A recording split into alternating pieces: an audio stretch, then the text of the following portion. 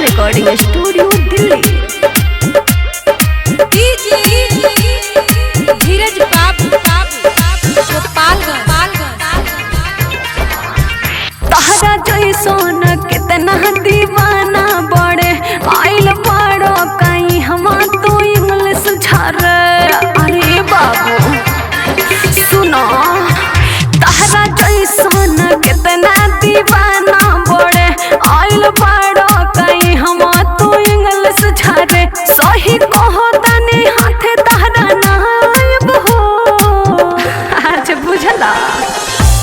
जले ले देपुनायक चुम्मा तले ले घर ना जाइब हो। जले ले देपुनायक चुम्मा तले ले घर ना जाइब हो। ना मनबो माने के का बाबू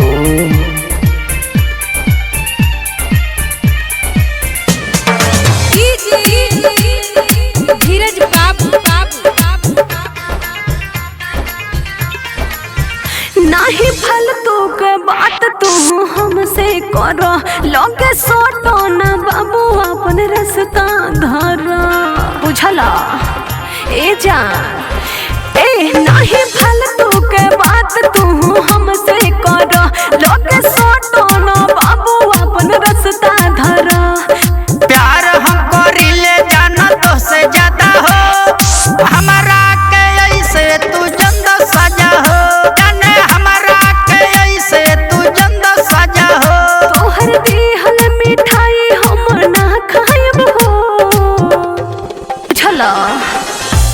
जले ले देपुनायक चुम्मा तले ले घर ना जाइब हो। जले ले देपुनायक चुम्मा तले ले घर ना जाइब हो। अच्छा सरगम रिकॉर्डिंग स्टूडियो दिल्ली। धीरज बाबू